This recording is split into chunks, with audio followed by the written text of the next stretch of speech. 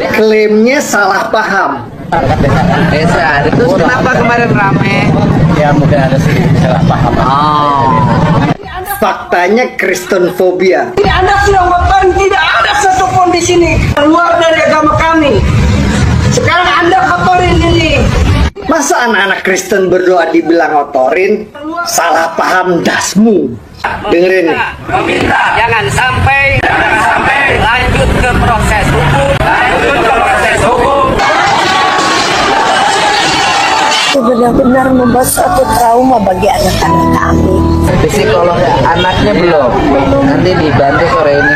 Jadi setelah anarkis rusak properti orang, udah neror anak-anak sampai anak-anaknya trauma, terus ente-ente minta agar tidak diproses hukum gitu.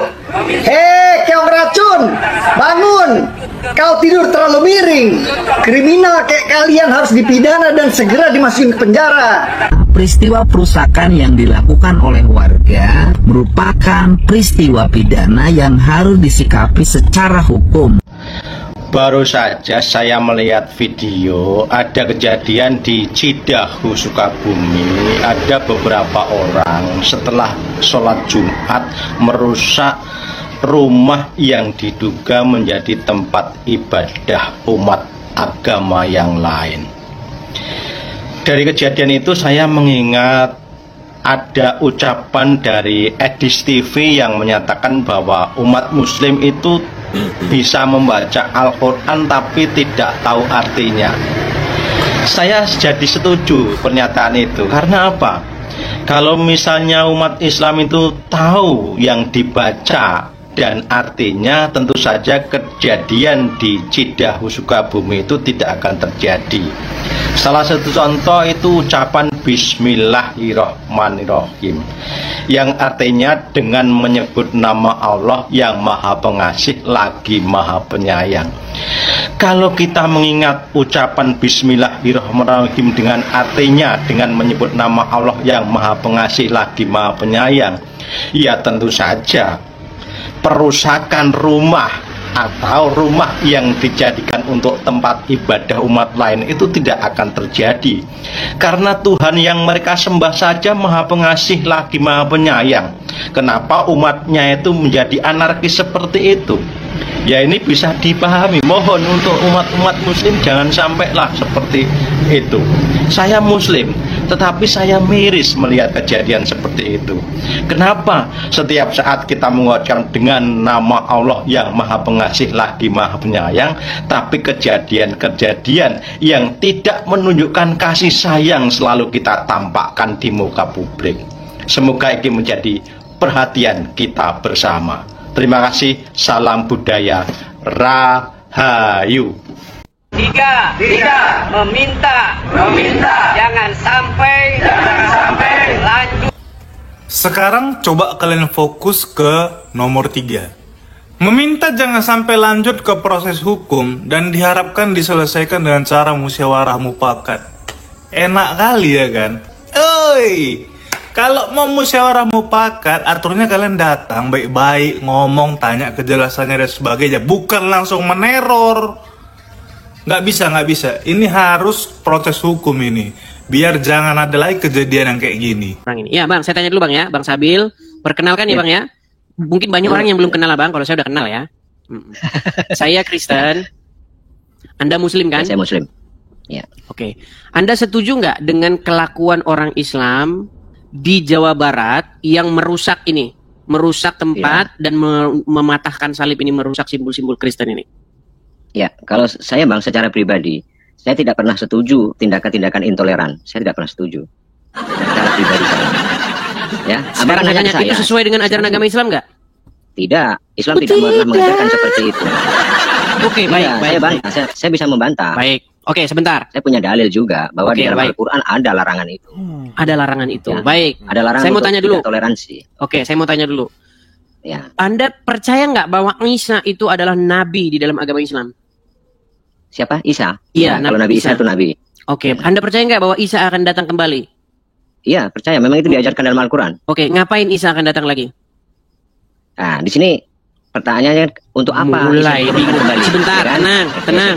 Menurut sumber-sumber agama Islam, Isa akan datang kembali mau ngapain? Isa akan datang kembali untuk menyelamatkan orang-orang muslim. Menurut sumber-sumber Islam, Isa akan datang mematahkan salib dan umat Islam udah duluan ini. Iya. Mereka tugasnya sudah kan banyak. duluan. Sekarang saya tanya, kalau Isa datang mematahkan salib seperti yang dilakukan oleh orang ini, apakah Anda akan mengatakan, itu Isa itu adalah nabi gadungan, itu bertentangan dengan ajaran agama Islam? Coba sekarang saya tanya, seandainya Isa turun di Sukabumi, dan dia mematahkan salib-salib yang ada di Sukabumi, pertanyaan saya, apakah Anda mau mengkritik Isa? Berani Anda mengkritik Isa? Mengatakan bahwa itu Begini, perbuatan Bang. melanggar toleransi? Konteksnya berbeda. Konteksnya berbeda. Ya, konteksnya berbeda. Mulai Tadi ini seperti yang saya bilang kemarin teman-teman, ketika Bukan, Islam kita nggak usah menjelaskan jauh-jauh, agama kita Islam, bisa melebar. disitulah Abang kan dia membahas masalah akan toleransi, toh. berbohong. Abang kan membahas masalah toleransi. Ya nggak usah melebar dulu. Kalau abang Loh, bertanya iya. apa tujuan Isa diturunkan ke muka bumi kelak di akhir-akhir, ya kelak di hari akhir, bukan hari ini loh. Kalau hari ini nggak mungkin Isa diturunkan. Oke, pertanyaan Isa saya nih. diturunkan kelak. Oke, nih. Nabi Ya. Isa belum turun patahkan salib. Umat Islam sudah duluan melakukannya. Betul atau betul? Ya, kalau itu betul saya akui. Betul. Nah, pertanyaan saya kepada Anda. Ketika Islam sedang mempraktekkan praktek latihan dulu sebelum Nabi Isa turun. Kenapa Anda mengatakan bahwa itu melanggar ajaran agama Islam? Sungguh Anda Karena di dalam- nekat yang nyata. Ya sekarang kan begini saja. Abang kan mengatakan bahwa intoleransi apa yang dilakukan kawan-kawannya di Jawa Barat itu ya, intoleransi itu adalah ajaran agama Islam. Padahal Abang, jujur saja, di dalam Islam tidak pernah mengajarkan intoleransi, justru malah menjunjung tinggi toleransi. Sekarang Jadi saya ada tanya, loh. Surat-surat Isa dari Al-Quran nanti, ada loh. Oke, Isa nanti turun, dia merepresentasikan ajaran Islam nggak? Iya. Oke, dia Tugas mematahkan Isa nanti salib nggak? banyak. Dia mematahkan Tugas salib Isa nggak? nanti bukan cuma mematahkan salib, bukan cuma mematahkan Iya, salib, so, banyak. fokus di mematahkan salib dulu. Ketika dia mematahkan salib, apakah dia sedang melakukan intoleransi? Oke, begini jawabannya. Ini jawaban saya. Kenapa Isa mematahkan salib? Alasannya karena salah satu tugas Isa turun ke muka bumi kelak ada meluruskan ajaran. Sementara di dalam Al-Quran sendiri dikatakan bahwa Makanya saya bilang ketika Isa mematahkan salib, berarti itu bukan ajaran intoleran menurut ajaran agama Islam. Justru malah itu ingin meluruskan ajaran yang sesat, ajaran Kristen, betul? Bukan. Nah, Meluruskan ajaran itu ajaran yang begini, Bang. Dianggap kelirunya. Kapan saya kamu kasih kesempatan untuk ngomong? Silakan. Jadi setiap saya berbicara, Anda memotong. Ini seolah-olah Anda memang sengaja ingin mempermainkan saya bahwa saya disuruh naik. tapi tidak masalahnya dikasih saya kesempatan untuk ngomong pakai data, Anda ngomong pakai Saya pakai data. Saya pakai sudah, data. silakan. Anda kan nggak tahu Al-Quran yang sesungguhnya seperti apa, ya kan? Anda kan cuma membaca di luarnya saja. Ya, saya kasih tahu. Isa kenapa saya bilang tadi itu Isa diturunkan untuk meluruskan ajaran. Mematahkan Ajaran yang dianggap salib? tidak- Kok meluruskan sih? ajaran. Oke, saya Iya, tunjukkan. Mau saya meluruskan tunjukkan ajaran. datanya? Dengarkan dulu. Meluruskan ajaran. Ajaran siapa? Ajaran yang mana? Kan begitu. Pertanyaan harusnya dijawabnya kan? Di mana Isa Penjabarannya. akan datang meluruskan ajaran yang menganggap dia Sebentar, adalah sebagai Tuhan. Sabil. Itu yang Di salah. mana Isa akan datang meluruskan ajaran? Kok di mana? Ya kelak di hari akhir, ya. Dia Mana diturunkan ayatnya? untuk Dalilnya? meluruskan ajaran. Dalilnya mana? Meluruskan ajaran yang menganggap dia sebagai Tuhan, yang menuhankan dia. Mana Itu ayatnya? dianggap salah. Kenapa? Mana dalilnya? Dalil ayatnya di Al-Quran. Ya. Oke. Ya, saya tunjukkan ya. Saya cari. Sangat kentara Anda tak pernah membaca Quran. Itu tuduhan yang sangat bagus Kalau sekali Anda buat bisa Anda. temukan Isa akan datang meluruskan ajaran Kristen, saya terjun dari Monas kalau Anda bisa temukan itu di Quran. Yang ada Isa akan datang mematahkan salib. Dan itu sedang dipraktekkan oleh umat Islam. Makanya umat Islam kalau ngelihat salib dipatahin. Saya bilang saya akan pertanggungjawabkan setiap patah kata yang saya ucapkan. Macem-macem saya ngomong nggak ada dasarnya. Ya tunjukin. Kalau kamu nggak Iya. mampu biar saya nunjukin. Ini di dalam surat Az-Zukhruf baca ayat Silakan. 61. Sama-sama kita cari. Ini saya pegang Al-Quran ya. Silakan. Az-Zukhruf ayat 61. Bacakan. Oke, saya bacakan terjemahannya saja. Saya bacakan terjemahannya. Ya. Dan sesungguhnya Isa itu benar-benar memberikan pengetahuan tentang hari kiamat. Ya. Karena itu, janganlah kamu ragu-ragu tentang kiamat itu dan ikutilah aku. Inilah jalan yang lurus. Nah, Sama. justru Isa jalan yang lurus kan? Ya. Di mana di situ Isa akan mematahkan salib? Iya, dengerin dulu. Ini kan saya bacakan tugasnya Isa dulu. Nanti kan ketemu Terus mana? semuanya. Ya. Yang kedua, ya, beberapa hadis menyebutkan hadis, cuma ini hadis bukan Al-Quran ya, bahwa Nabi Isa akan membunuh Dajjal dan merampas Ya'juj dan Ma'juj. Itu tugas dia. Mana coba tampilin di layar. Mana hadis yang kau baca? Oke, saya cari dulu hadisnya, Bang. Cari dulu. Biar saya nunjukin.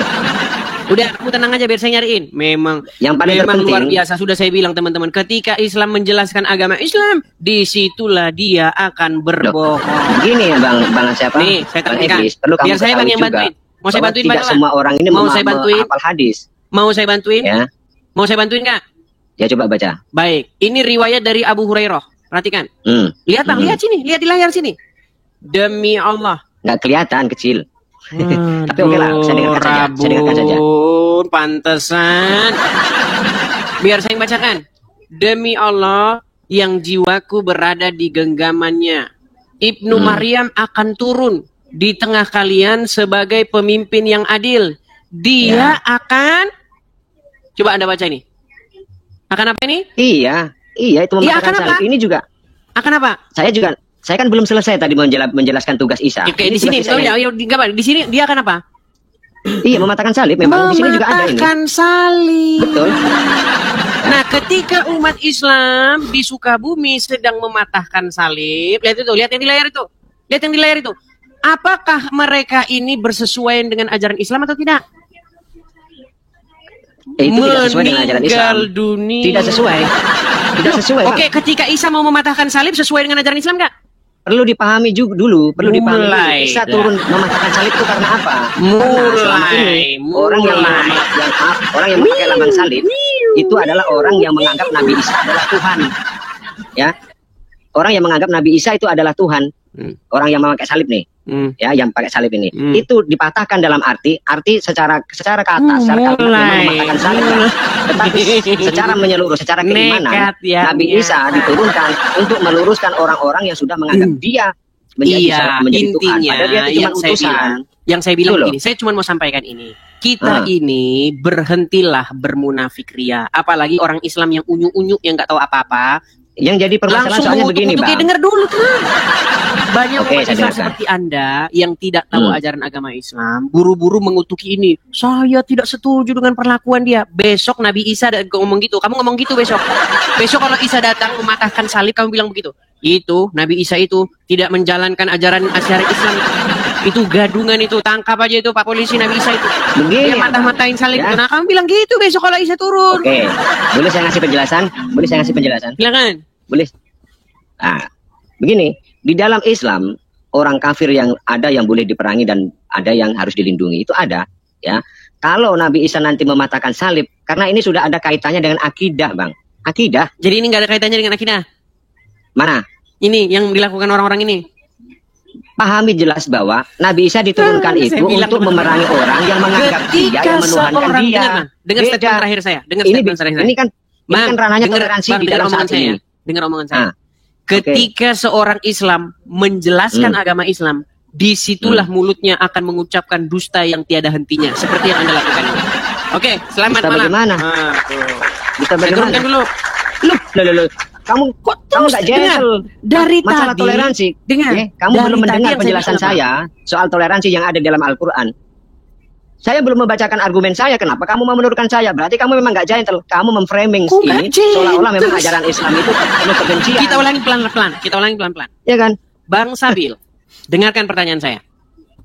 Dengarkan, simak baik-baik. Dari cara bicaramu saja sudah tahu. Perhatikan ke sini Bang Sabil. Sebenarnya itu apa? Saya sudah tahu. Baik, Anda tidak memperhatikan, Anda belajar dulu. Berikan kesempatan saya. Kesempatan bagi Anda bilang bahwa umat Islam ini yang jumlahnya ratusan bahkan ya ini ya. Nih, lihat nih kepala-kepalanya ini yang menurunkan salib, kemudian membanting-bantingnya, merusakkannya, mematahkannya ini. Anda bilang itu tidak sesuai dengan ajaran agama Islam. Lalu bagaimana Nabimu Isa yang akan turun untuk mematahkan salib juga? Kan sudah saya bilang teman-teman, Nabi Isa belum turun mematahkan salib, umat Islam udah duluan. Oh, nekat yang nyata. Kita ini nggak usah munafik lah. Nggak sampai kapan sih kita ini hidup dalam kepura-puraan? Memang ajaran agama Islam itu ya, di mana Isa akan mematahkan salib. Salib itu kan simbol kekristenan. Dan Isa itu nabinya Islam itu akan mematahkan itu. Kok kita mau operator? Dari mana? Nekat yang nyata. Ya, teman-teman sekalian, bagaimana tanggapan kalian setelah menyaksikan video ini? Silahkan tulis di kolom komentar ya.